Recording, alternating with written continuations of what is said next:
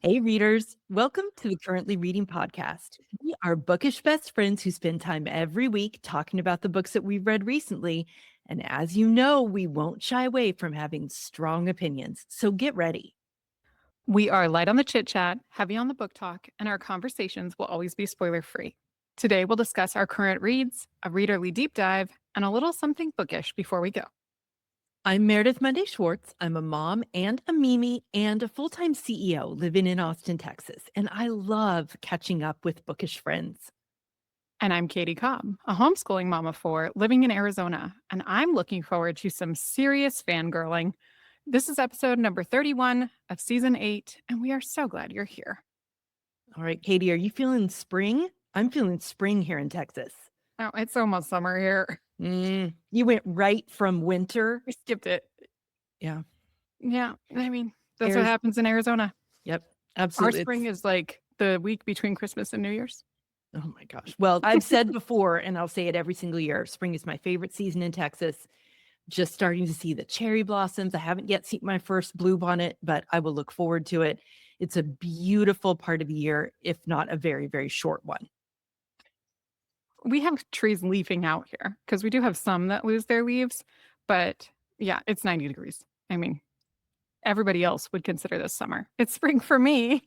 All right, Kaytee, I got to get back into my groove. I so appreciate everybody's support. I was off last week. I haven't been behind the mic for, almost 2 weeks now, which is a really long period of time for me when we're not on a break. I'm a little discombobulated, but I have faith that I'm going to pull it together, right? We're going to get this going. And we are going to talk today about one of my favorite things that we have done at Currently Reading, which is what we call our Currently Reading press list. Kaytee, this is the collection of books that you and I, over the course of the first 4.5 seasons of the show, right? At the end of every episode, we would each one of us say, this is a book that I like so much that I'm going to press it in your hands. Well, it's been several years since we've really looked at that list. And we had a listener send us an email saying, I wonder what you guys would think about that press list now. So in our deep dive today, we're going to take a live on-air, fresh look at it. And we're going to see if we still stand by our choices. It's like opening a time capsule, Meredith, like they do in 3rd grade or whatever, where you're like, let's put a photo and like the thing that's popular right now. And then in 20 years, like it feels a little like that. Yeah, it does. I haven't looked at it all on purpose because I really want it to be fresh when we talk about it. But first, we are going to talk about our bookish moments of the week. What have you got, Kaytee? All right, Meredith, much like the rest of the world, I've been running a little ragged in my day-to-day life lately. I've got a lot of balls in the air. There's like travel plans coming up. It's just a lot of bonkers, right? It's a bonkers. But I am looking forward with bookish joy and elation to 2 weeks from today in real time when I will be at the Tucson Festival of Books for my 3rd year in a row. We are only a few days away from meeting up for dinner on March 14th in Tucson in between the 2 days of the festival.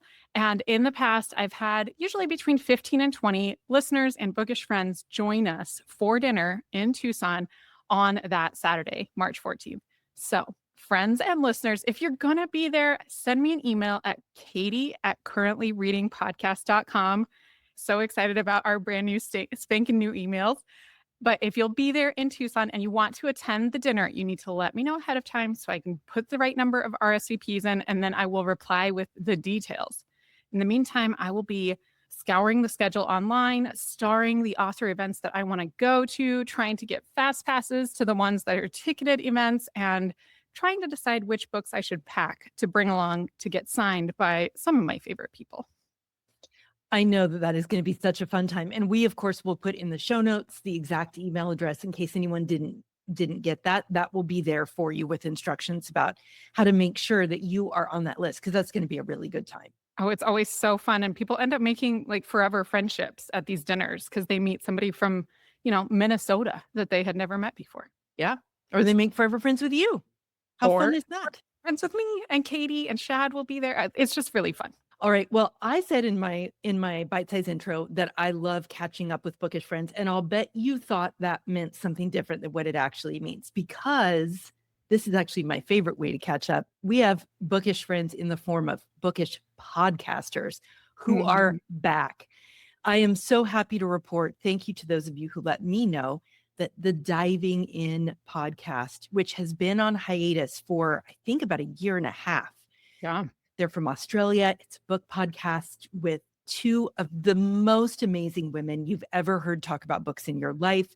They are back with a fantastic episode. So this is one of my favorite shows. I listen to a lot of book podcasts. I am unashamedly a fangirl of so many different book podcasts.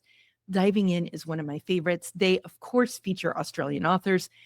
The way that they talk about books is so excellent. They always make me interested in a book that maybe before I wasn't. And they're just a really, really good time. And so I love it. And their theme song is my favorite book podcast theme song. So check out Diving In. They're back. If you haven't listened to their back catalog, start like as far back as you can. And then you'll have this and hopefully some more new ones waiting for us. So glad to have them back in our earbuds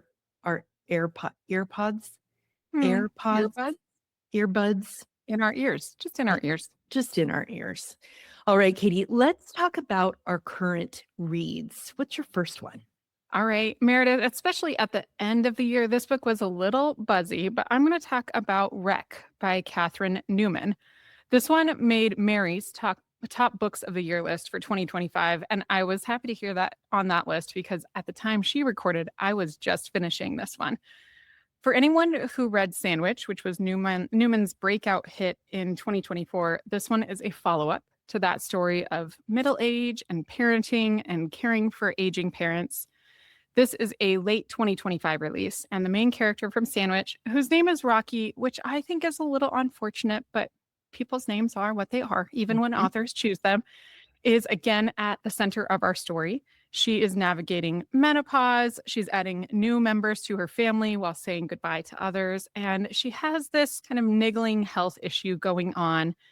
While Sandwich took place on a vacation home in Cape Cod, in Wreck, the family is back at their regular day-to-day home.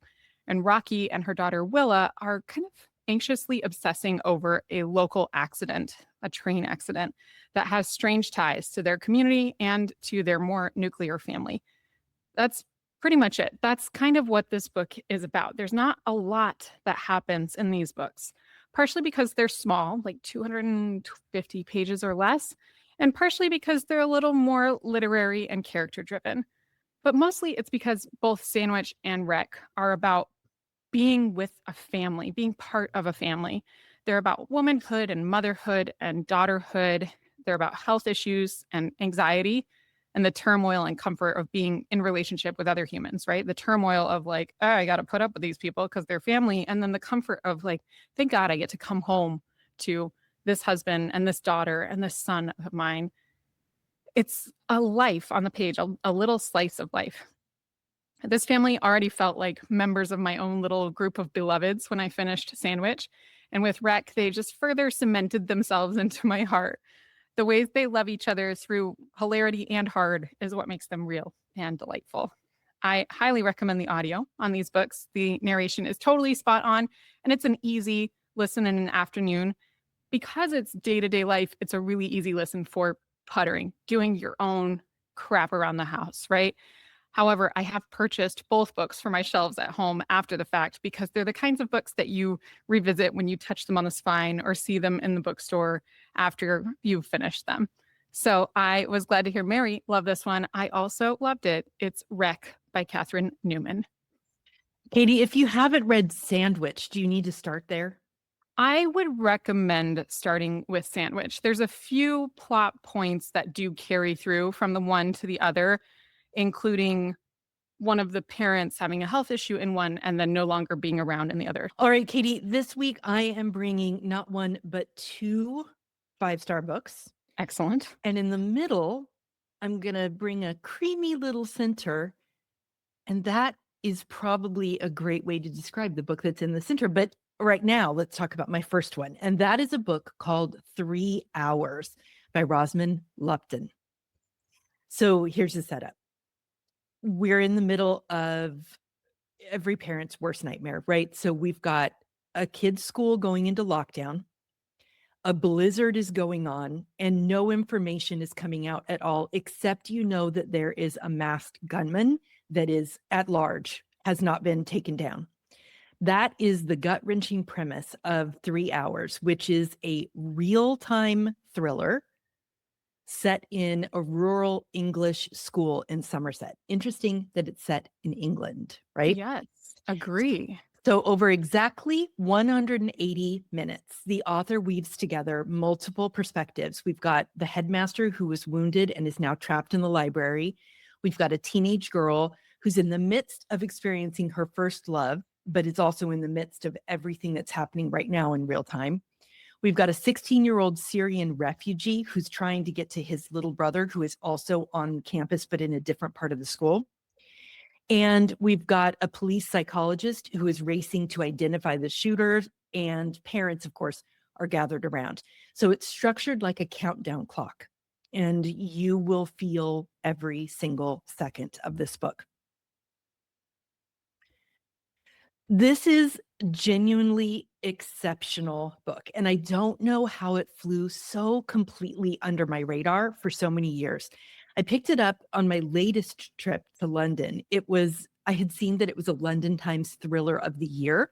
That always catches my eye, and they do a really good job there of pointing that out. It actually came out in 2020, which probably explains why it fell under the radar. We had other things that we were thinking about. So this is a school shooting thriller, obviously set in England. And your first thought, like mine, is wait, don't they really not have school shootings in England? And you're right. But what I found most fascinating about this book is that even in a country where this kind of violence is extraordinarily rare, the schools are still prepared for it. The lockdown protocols are in place. The teachers know what to do. And I can't help but think about the fact that that is both deeply sad and strangely heartening. But Rosamund Lupton, the author here, doesn't shy away from a lot of things that are both and. She doesn't shy away from the complicated feelings here. What I thought made this book go from just like a good thriller to a literary thriller that I would put into a lot of people's hands is that sentence level writing. Rosamund Lupton is really, really good. The sentences are beautifully crafted. There's nothing overwrought here. The momentum is not slowing down, but it's really, really just beautifully written at that sentence level. The plotting is complicated. We are following those multiple perspectives across different locations in the school across 3 hours. But somehow it's never confusing. It's never too complex to track. And that, of course, is not easy to pull off. But here it feels effortless. Like I said, that pacing is spot on. I love a real-time thriller when it's done really, really well. And I, as with most of those, thinking of like Fierce Kingdom by Jen Phillips, it doesn't give you a lot of time to set it down and come back to it later. This is the kind of book that you're probably, if you're like me, going to read in just a couple of settings. This is a hard book, but moms, I want you to know that you can read this one. This book does not wallow in graphic violence. This is not trauma porn. This is one that you will be okay with. But what it does is more powerful. It is exploring who people are in this situation. It is exploring courage, sacrifice, the small things and large expressions of love that come out in moments like this. At its heart, this is about humanness in the worst possible setting. Lupton uses this pressure cooker scenario to really make us think, what would we do in this situation? The characters here are all really fully realized, which I liked, I loved, and also made the book that much more impactful because these are not cardboard cutouts. These are people you desperately care what's going to happen.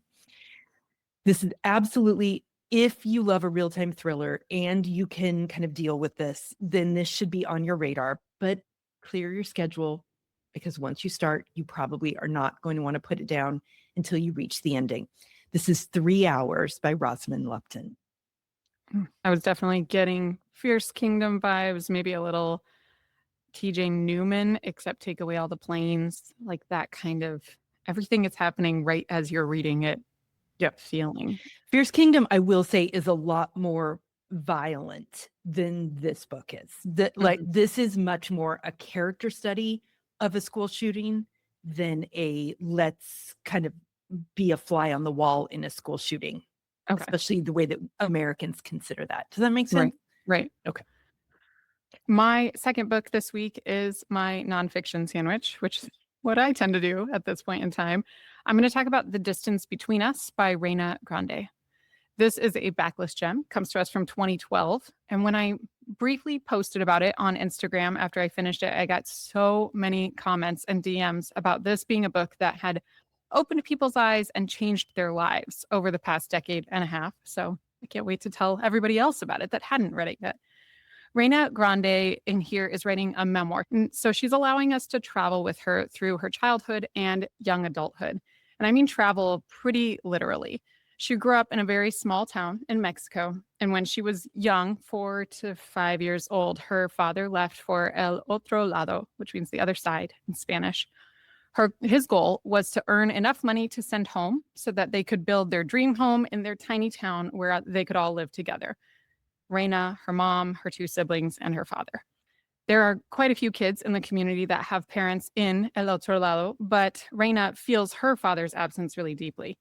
Years pass, and he sends for his wife to join him, leaving all 3 kids with their grandmother, who is not a meanie like Meredith. She is a strict disciplinarian. She's already caring for an older cousin whose parents are also on the other side. That cousin is lavished with love and attention, but that's kind of all she has to give. So Reyna and her siblings suffer from lack of attention and lack of affection. Instead, they care for each other like co-parents. Reyna and her siblings find ways to become self-sufficient, making time for play and tiny luxuries like penny candy from the grocery store whenever they can. They'll sell cans in order to get a piece of bubble gum type thing. When their mother returns home, Reyna gets the chance to try her own dangerous journey to the other side to live with the father who's been absent for longer than he was around. This man is not the one she remembers. She has had this framed photograph of him sitting on her dresser for the entire time he's been gone. So she's built up this person in her mind. Instead, she finds someone who is abusive by turns, sometimes loving, depending on how much he has to drink. And Reyna finds herself turning to books and music in her new language, English, as she attempts to navigate the tumult of immigration, education, growing up, getting her first period, that type of thing, and waiting on her green card, waiting on her father's green card. The writing here in The Distance Between Us is brilliant and lyrical. Reyna is a second language learner of English, right? But she's writing this book in English. She's narrating her own audiobook, and hearing everything in her voice with just a slight accent, because she's been here now for a very long time, makes it even more impactful. You can feel how much she had to work to get to where she is, which is a story of success. This is a story of immigration and crossing without papers from Mexico into the United States. It's more than a decade old, and the journey itself is much older than that because Reyna was making that journey when she was 8 years old, and now she's a successful adult. But it's also really applicable today as well. Reyna's story is her own, of course. No group of people is a monolith, but it gives us a glimpse into her travels, her trauma, and all the triumphs that she has through a longer arc from young childhood all the way into her adult successes. I'm really grateful always for memoir, but this one especially in the way she invites us into her story and the way that it brings further humanity to the stories that are also showing up in my newsfeed every day. I loved this book, just like all the other books I'm bringing this month. This is The Distance Between Us by Reyna Grande. Are you bringing only books that you love in March? I didn't mean to say this month. I meant to say this week, but this week I have a lot of really good books to talk about. I was like, wow, that's a big commit. Yeah, I don't think I could do that. Yeah, that's hard to do. All right, Kaytee, my second book is Moon-Blooded Breeding Clinic by C.M. Nascosta. Oh, Kaytee, my goodness. I'm so excited. We've both read another one. Morning Glory Milking Farm by the same author. And Mhm. I liked this one too. Here's the setup. Okay. Any Little, listeners? yeah, little ears might not want to listen to this next bit, although I have tried to keep it as family friendly as possible. But just so you know, this is not a family friendly book. So go ahead and turn us down for the next little bit if you need to. Okay, here's the setup. So, and the title does tell you exactly what you're getting. I love the audacity.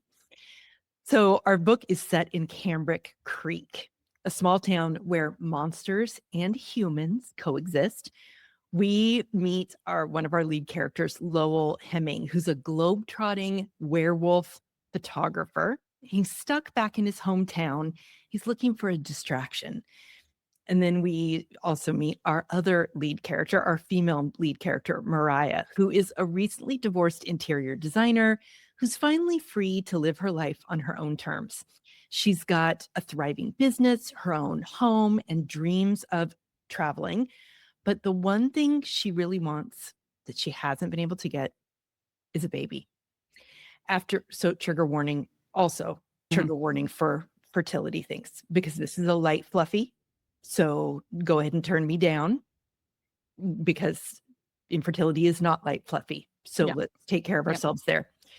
So Mariah wants a baby. She's had years of failed fertility treatments that ended up ending her marriage, and she's ready to try something very unconventional. The clinic, the Moon-Blooded Breeding Clinic, offers a unique service, a higher success rate than multi-species IVF. It's cheaper than adoption and definitely more enjoyable than your average doctor's visit. When Mariah flips through a catalog and selects a handsome, dark-haired werewolf, she expects a pretty straightforward transaction. But she doesn't expect to actually like him. All right, so you guys know there is a mood that I get in my reading life where only a monster romance will do. And it usually hits between a couple of really good books, maybe really important books, emotionally demanding books, when I need a palate cleanser. But it's not just about resetting my brain. It's also a mood where I want something that I can dip into and feel totally okay if I decide to leave it and move on to something else. It's not a commitment in any way, shape, or form. It's a placeholder book, if you will. I dipped into this one thinking I would just read maybe a couple of pages. It was at nighttime. I didn't want to commit to anything. These books do serve a real and valuable purpose in my reading life. I think we need to know kind of what those are for us. But this one was perfect. This is, as we said, C.M. Nascosta is from the author from Morning Glory Milking Farm. If you've read that one, you know what you're getting with this Cambric Creek world, right? This particular book about werewolves and a fertility clinic deals with lots of issues, but in this business arrangement romance kind of way. I like this trope where a situation puts two people together in a transaction, but then they catch feelings despite everyone's best intentions. And I think that's what I like about it. Everyone is going into this being like, the last thing that I'm going to do is to develop feelings for this person. And then, of course, they do. I really liked both the lead characters and their backstories. Lowell is a part of the Hemming family. He's got 6 brothers. Of course, all of them are werewolves. They've got complicated family dynamics. And the way that the author gets into this family stuff was actually one of my favorite parts of the book. There's weight to this story of him being one of 6 really successful brothers. Lowell is like trying to figure out himself and where he fits, and loyalties amongst the brothers are always switching and shifting, and someone's on the out, and it had more texture than I was expecting. What I was expecting, I got. This book is very spicy. Lots and lots and lots of spicy content. This was also my first foray into anything involving knotting, Knottting. If you know, you know. If you don't know, you can probably figure it out from the context, or you can go Incognito mode on Google. Yep. Now, this is not a book that anyone is going to compile. It doesn't need to be rated on some big serious scale, but it doesn't mean that it doesn't have a place. In my reading, it definitely does.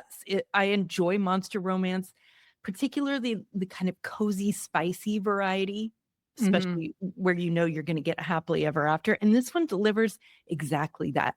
It's light, meaningless, and demanded nothing from me. So whether this particular subgenre is for you or not, there's real value to having books like this in your reading. This is Moon-Blooded Breeding Clinic by C.M. Nascosta. Okay, I loved 100% of that, but I also really loved just thinking back about 15 minutes when Meredith said that she had 2 5-star books and then a creamy little center for her Okay, you had sandwich. to remind them of Yes. If I get to remember it, everybody else gets to remember it too. Oh, that Yeah. made me very happy. I haven't read this one yet. I did love Morning Glory Milking Farm for the same reason. Not all books we love have to be books that are wonderful and that you can talk about with your pastor at church, right? Like there's a space for loving books that don't go on your forever favorites list as well, or the books you want to press into people's hands. Yep. So this sounds delightful. Pure popcorn. I love it. All right, my next one sounds like a romance, but it is not. It is Love and Fury by Samantha Silva. This was an indie press list pick from Novel Neighbor in October of 2025. It is also a shorter novel, just under 300 pages, but this is historical fiction, focused on the life and especially the end of the life of Mary Wollstonecraft. Now, not everybody knows Mary Wollstonecraft, but everyone recognizes the name of her daughter, Mary Shelley, who wrote Frankenstein as a young adult.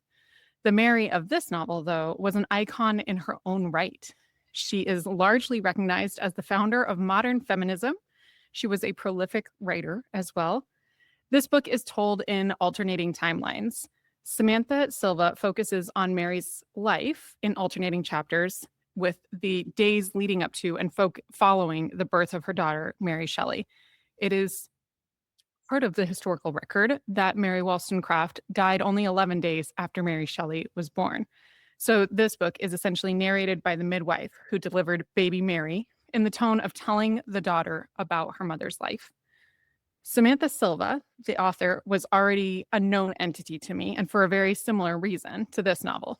She wrote Mr. Dickens and His Carol, which I brought to the show back in season 1, episode 18. Although the core stories are very different here, Mr. Dickens and His Carol is the holiday season, Charles Dickens, there is some darkness in that history as well, but mostly it's a much lighter tone than this one. What matters here is that her writing of historical fiction is really vibrant. She brings her characters to life on the stage, on the page or the stage, in a way that feels fresh and contemporary while still giving us this historical illumination of a figure that existed in our world and shaped their life and their times and our life and times. This book is sad, right, with a capital S. It's about the death of a woman during the late 18th century, but it's also got these threads that are hopeful and feminist and forward thinking. I have a lot of context to offer with regard to this book in particular and Wollstonecraft's life in specific from the You're Dead to Me podcast, which is put out by the BBC, so it's delightful in its own way. They did an episode in April of 2023 focused on her life, and my friend Candace made sure to bring it to my attention to add a broader perspective to Mary Wollstonecraft as a whole. It was well worth my time to spend an hour getting a bird's eye view before diving into this book. And I heartily recommend that other readers do the same. It gives a great context to the story as a whole, as well as some of the other historical figures that drop in and out of this novel. Either way, though, here you're going to find a shorter novel, 288 pages, that's well written, propulsive, immersive, and I loved it. And I gave it 5 stars. Well done, Novel Neighbor and Stephanie Skis in particular. This was Love and Fury by Samantha Silva. Yeah, that's one that really caught my eye. That's on my shelf to return back to at some point. It's really good historical fiction. All right. Well, I have one that actually goes kind of well with that. This is my second 5-star book of the episode, and I'm fairly sure this is going to be a 5-star read. This is going to be on my top 10 of the entire year. absolute standout. This is a book called The Once and Future Queen by Paula Lafferty. Have you seen this one, Kaytee? No, but of course it has ties to other titles, so I'm curious. Yes. So here's the setup. The Once and Future Queen introduces us to 22-year-old Vera, a young woman who's stuck in a holding pattern in the town where she grew up, Glastonbury in England.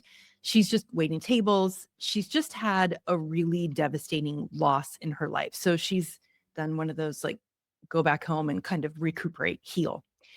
And then a strange man walks into the inn where she's working, claims that he's Merlin, that Merlin, and insists that Vera is actually the legendary Queen Guinevere, transported forward in time as an infant and now desperately needed back in Camelot.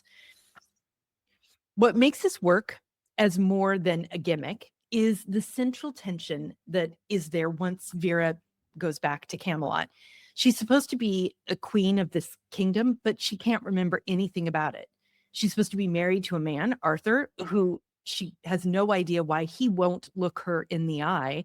And she has this job to save this kingdom where magic is dying, and she has no idea about any of it. She's a 22-year-old from like 2024, right? This is absolutely fascinating. Like I said, 5 stars. So if you're someone who loved A Curse So Dark and Lonely by Brigid Kemmerer, that feeling of a modern woman dropped into a legendary world just to figure everything out really fast and save the kingdom, then this is going to need to be your next read. I cannot recommend it highly enough. If you love feminist retellings that give the women some agency and you're getting the interior of their story, then you are absolutely going to love this book. And if you have ever wished that someone would just kind of let Guinevere tell the story of Camelot, again, Paula Lafferty has done exactly that. I cannot even describe to you how much I love this book. It popped up in my library's weekly feed, which, can I just say, the Lake Travis Library does such a good job of putting out the new releases that have come out that week, but it's not the new releases that you see everywhere else. I cannot tell you how many times I am finding books that I'm like, I didn't even know this book was coming out. And they're highlighting it. And I'm like, I want this one. And they're like, we'll save it for you. And they do that for all of their patrons. It's really wonderful. What makes this, I think, so interesting is that there's this tension that Lafferty builds when she arrives in Camelot. This is my favorite part of the book. Like I said, Arthur is presented as this puzzle. He's like cold and forbidding when they're together in public, but then he's leaving like quiet tokens and flowers and doing these small kind of caring things when Vera wakes up in the morning. But like he's very cold to her when they're face to face. She has a fast friendship with Lancelot, but she doesn't really understand why that is. And she knows that people are gossiping about the two of them, but she has no idea why. And then we have this concept of magic literally dying around them. There's so much at stake here.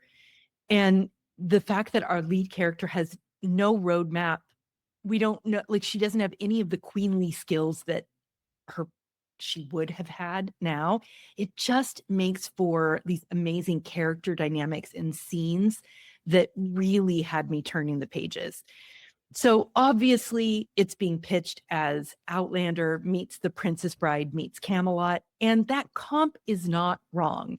This is big-hearted feminist time slip storytelling. It's really, really well done. It's the first in a trilogy, which I love, but this one does stand alone enough to feel very complete. It was originally a Kickstarter, which I think is really interesting. Yeah, it was originally called La Vie de Guinevere before Kensington Publishers picked it up. So it's already been published in 10 countries. It's already been translated into 8 languages. And the audiobook is narrated by Julia Whalen, which will be a big win for most of you. For some people. I did it in print. It's an absolutely gorgeous book. I got it from my library and then promptly bought it because it's got beautiful sprayed edges. A couple of things to know before you go in. There is a trigger warning for one scene of physical assault that is really quite graphic. It fits the story. It's not gratuitous in any way, but it took me by surprise in its very visceral nature. So I wanted to flag that just in case anybody has. I don't want it to be lurking, and I don't want it to jump out at somebody who has a lot of, triggers around this. On the spice front, I would say maybe 2 chili peppers. There's really only one scene, and it's really not that spicy, and it could be easily skipped if it's not your thing. But everything about this book was my thing, and I enjoyed every last delicious page of it. This is The Once and Future Queen by Paula Lafferty. Ooh, 5 stars. This is a book that I wish I could read again for the first time. Oh, it sounds so good. And a comp to Curse So Dark and Lonely. Yeah, Like, that's the those best. of us from season 1. That's what we've been chasing ever since. Outlander, yes, Princess Bride, yes, Camelot.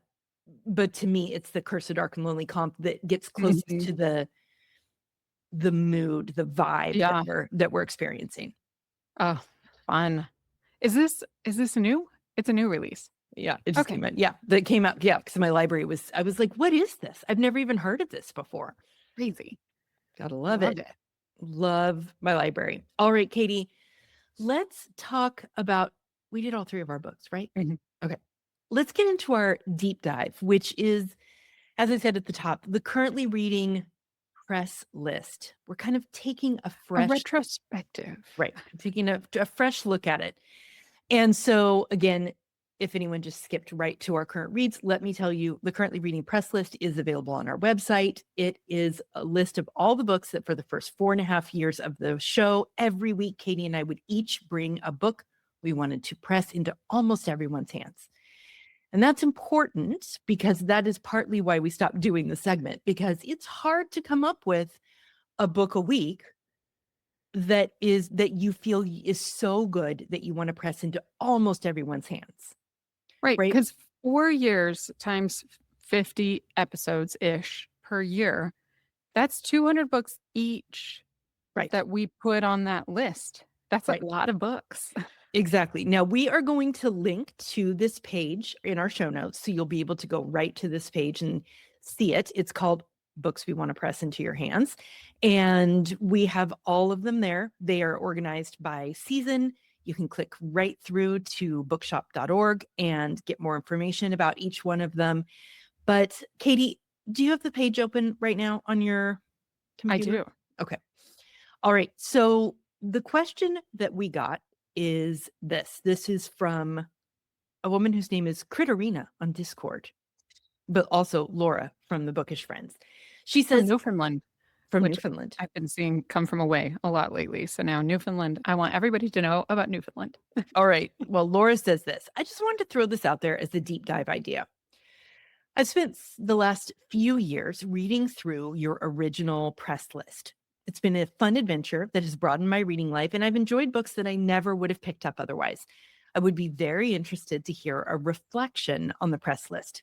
You've spoken on the podcast on how readers change. It'd be interesting to look at the press list and reflect, are there any books that you wouldn't press now as a reader? Or if you have a book that you've read that is the same type, but even better since you made that press, like what the presses tell you about your reading life at that time. Are there any that stand out to you as amazing? Things like that. I think this is a really good question, Kaytee. I think this is really, really fun because we do change. But what I think is the most fun is how many people have undertaken this project to go through and read through this list of books. And yes. Yeah, I mean, it's a lot of people have had a good time doing it. Yes, indeed. And I mentioned this a little bit a couple weeks ago when I talked about updating all the links to make sure that we knew everything was still current and going where it was supposed to. But I was almost struck by this like little itchiness in the back of my neck that like, Kaytee, maybe you should make, I don't know, a page in the spreadsheet that has every single one of these books and people can check off which ones they've read and it would say who pressed it. And then get a feel for, okay, well, these are the types of books I tend to read. Maybe I am more of a Meredith reader and I didn't even realize it, but she pressed books that I love. Or since I know that now, I want to read all of Meredith's presses and you can use a filter and you can get all of those together in one space. And then like, do I want to make that a project? I've read all of my presses. I love the idea of putting it somewhere where it can be filtered down. It could be the like people can check their way through it. I think that's really fun. We should definitely do that. So when you look at this list, Kaytee, is there like what's your first overall feeling when you look at this list? Well, actually, the first thing that struck me about this list is that it feels like two people who have kind of a Venn diagram of circles talking about books they really love, right? And then every once in a while, there's something that's like, ding, look at me. One of these things is not like the other, right? And that's because we used to have guests on a lot more often, and we would allow them to press books too. So it would be like, okay, well, I've read a lot of these, even if they were your presses. And I know you've read a lot of them that were technically pressed by me. But then I'll be like, oh, interesting. We had The Righteous Mind by Jonathan Haidt, which was pressed by Beth Silvers in season 1. She's on Pantsuit Politics. And I love that that press exists there. But when you look at season 1 as a whole, it's like, wow, where did that come from? Right? Like a visitor popping into your conversation that's otherwise between these two friends saying, oh, but have you read? And you're like, well, no, I haven't. And the entire press list as a whole feels like a conversation to me, which I love that as like a broader view of it. I also can tell that it was easier for us to press books at the beginning, right? Yep. When I think about the ones that are really timeless, they're in seasons 1 and 2, getting into season 3. And then season 4, you can tell that we're starting to be like, okay, well, I guess I could go back to the things I was reading in season 2. I read them 2 years ago now, but we qualified them a little more, right? If you're this type of reader, you might really love this book, but not necessarily everyone. So what do you see when you look at this? I mean, the funniest part to me is how you get to season 5 and it's like, boom. We're like, we only did We episode started 1. season 5 and we were like, so we have a new plan. So these are now our last presses. Yeah. But yes, I mean, overall, when I look at this list, I think, man, that's a lot of really, really good books. I also think, Kaytee, that you and I had a lot more overlap when we started the show than we do now. Yeah, I think so too. Right? Like, I feel like it's easier over time to tell whose press is whose. Yes, especially when you get to like the end of season 4. Normally, the pattern is 2 Meredith books together, 2 Kaytee books together, because of the way we would alternate who was driving the episode. Right? So it's like, once you know this is a Kaytee book, of course there are guests in there because we had Mindy, we had Mary in there as well. But mostly it's 2 Meredith books, 2 Kaytee books. So once you know the pattern, you're like, oh, yep, I know exactly who did which of these. Right. And it's easier to tell toward the end which ones are which, for sure. Right.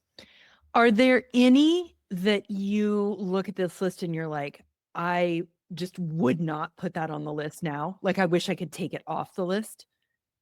There are books on this list that 7.5 years later, 7 years after the fact, I have different feelings about them than I did at the time. And that's because we grow and change and we're not always the same person that is a reader as we were at the beginning. Sometimes it's because the book itself, it lands differently, or the author has changed in my viewpoint a little bit. Mostly I try not to look into authors too hard because I want their books to just live by themselves on, like, in my head the way that they were when I read them. But there are certainly books on here that, I mean, going back to episode 3, Roald Dahl wrote Matilda. I love Matilda. I loved the movie growing up. I love that book. Roald Dahl is not a great person. Yeah. Right? Yeah. And sometimes we have to divorce those two things from each other. He was already not a great person when he wrote that book, when he published that book, when I read that book, but I didn't know that at the time. I just loved that book. And I still love that book. I love Matilda. I love everything about her as a reader, as a character. I don't think I would change it, though. I think that it's okay to give grace to past Kaytee who didn't know those things, who wouldn't necessarily put that on the press list now, but it should exist because that's who I was at the time. Are are you having like feels about any of these? The very last one that I pressed, Death at Bishop's Keep. Hmm. Why did I press that? Like, it's not a bad book, but I just don't like, I don't know what I was thinking. I remember that episode when we got to the end of that episode and you were driving. So which is why yours is the last one on the list, right? And when we said, okay, now it's time to press books into each other's hands for the last time, it felt like there was so much weight Yeah. on that episode. And I'm like, well, I brought the gunkle. Yay. So we definitely were running out of steam. But when I look at this, I'm like, there's a lot of really, really, for the most part, you know, it is really true. Like the Yoga Store Murder, the best true crime book anyone has ever read, ever.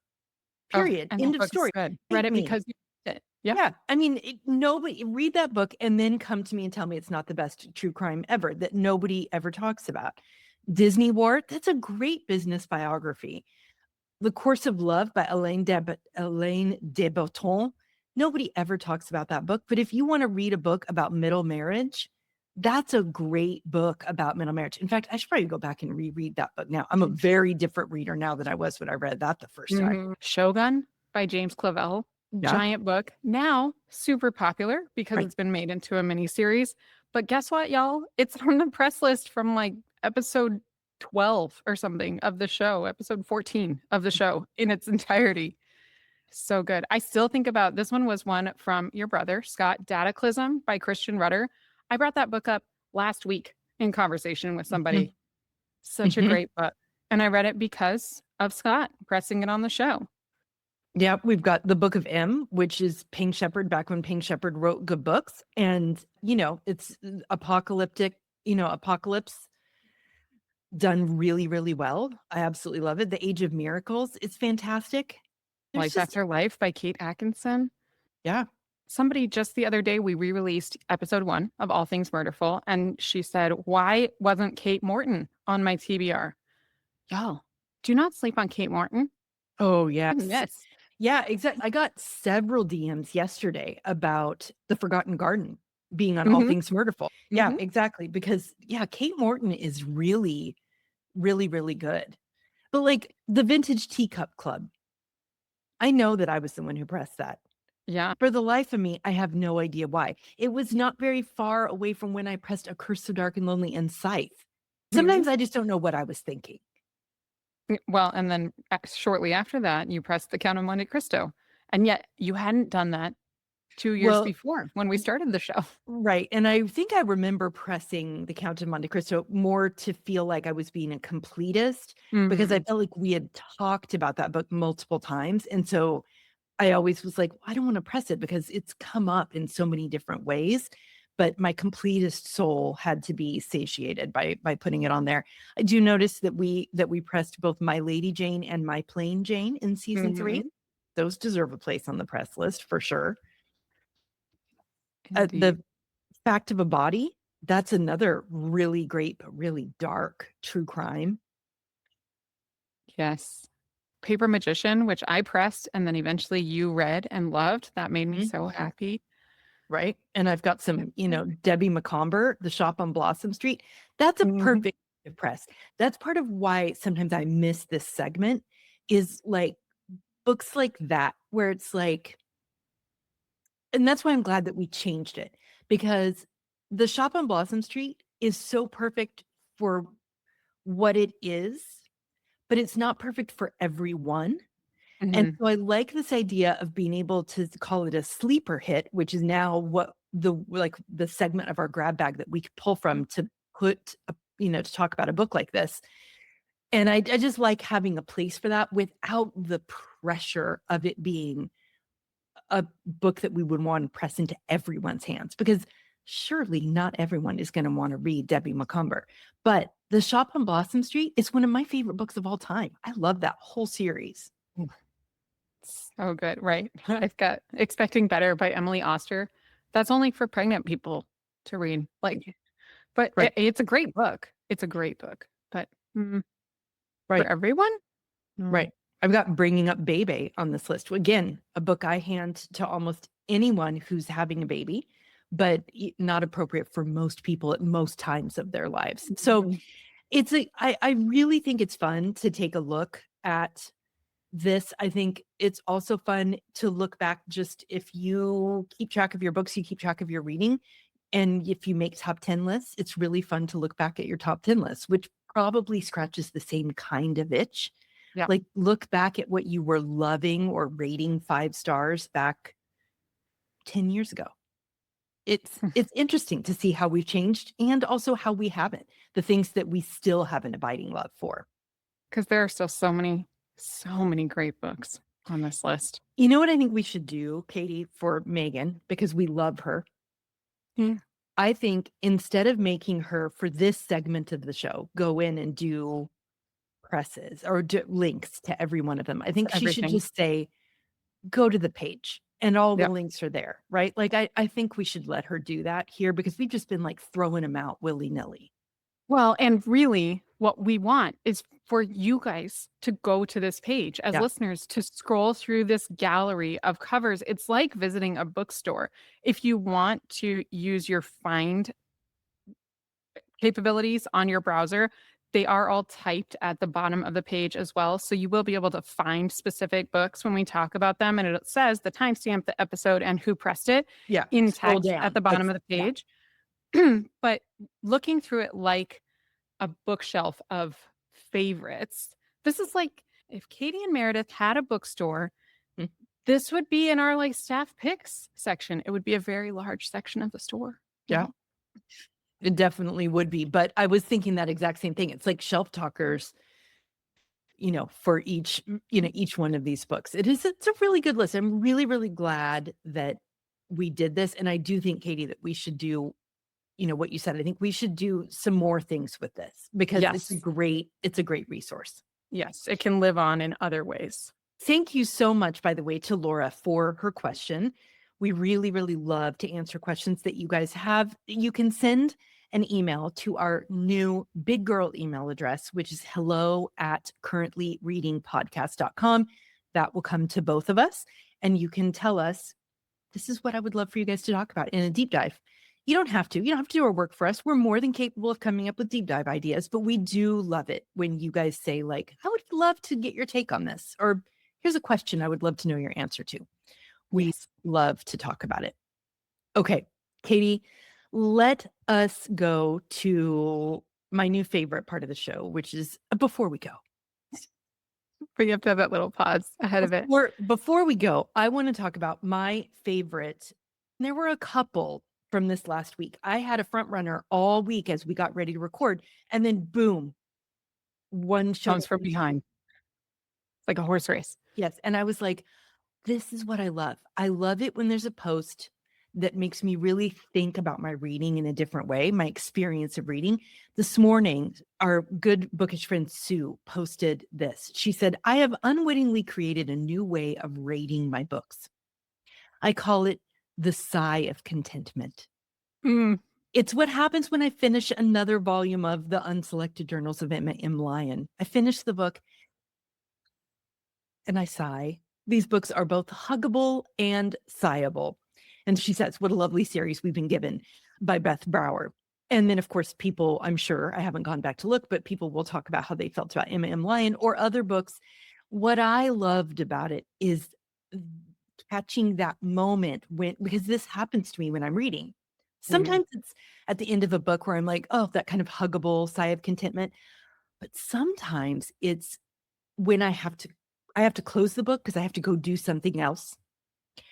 And I'll be like, okay, it's the sigh of contentment of being within a book that is feeling really good to me in some way. Maybe it's the wonderful, heart-lifting way that Emma makes us feel, or maybe it's just like I get so satisfied when I'm in the middle of a book that I just can't wait to find out what's going to happen next, or a new clue has been revealed and I can't wait to see how we're going to puzzle that out. That will get a sigh of contentment. So what I loved is, can we pay attention to that moment where we feel that sigh of contentment in our book, and can we learn something from it? Because I think that will help us to know ourselves better as a reader. Yeah, I like that. because it doesn't have to be something heart happy, right? To make you sigh. It Right. can be, I'm so immersed in this story that setting it aside means I have to kind of reset myself to re-enter the world as it stands outside my book, right? Yeah. So yeah, Like, okay, sighability. back to the real world, but I'm loving Mhm. it. So I love it. Thank you, Sue, for that moment of reader know thyself kind of inspiration. All right, Kaytee, what have you got from the grab bag?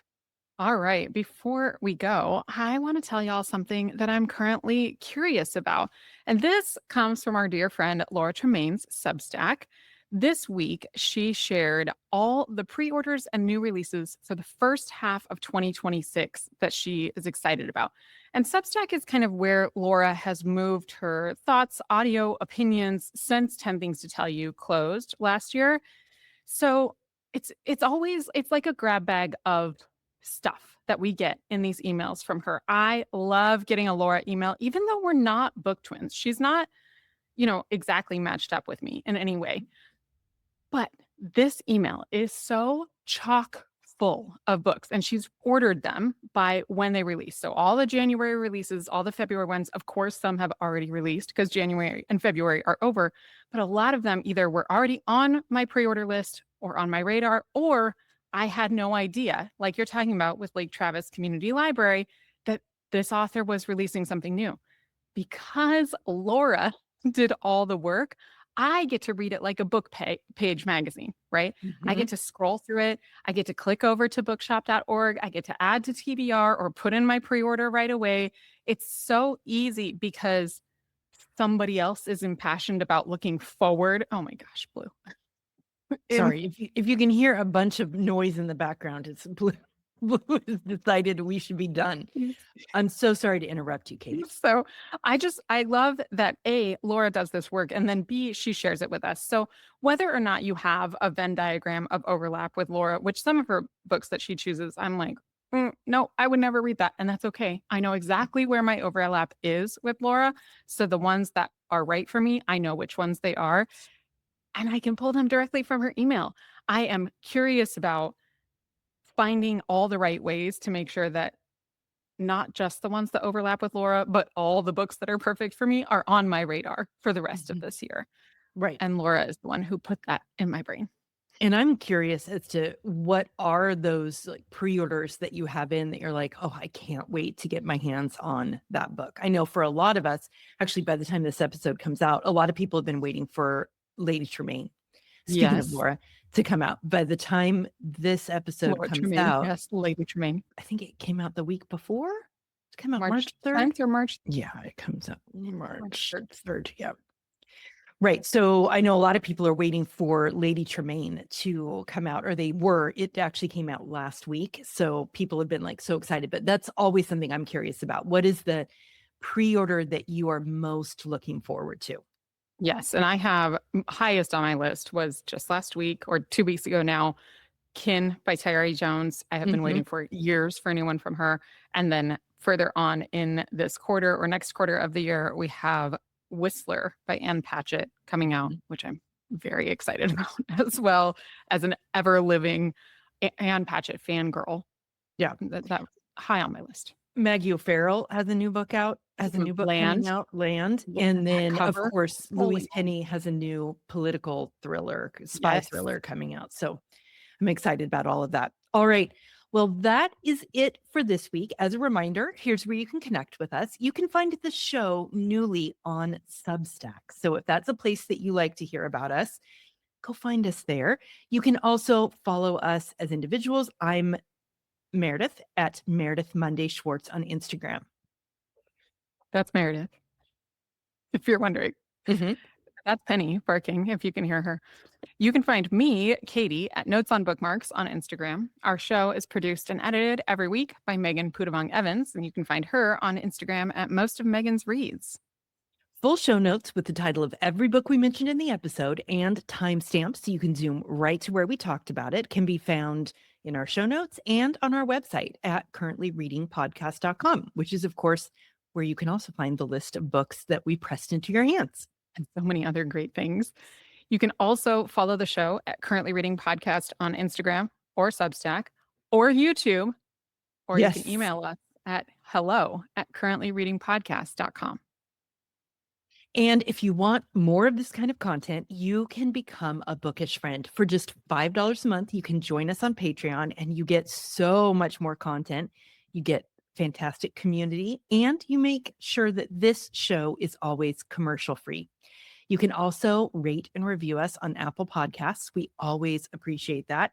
And you can share us out on social media. Every one of those things helps us to find our perfect audience. Yes, Bookish friends are the best friends. Thanks for helping us grow and get closer to our goals. All right, until next week, may your coffee be hot and your book be unputdownable. Happy reading, Kaytee. Happy reading, Meredith.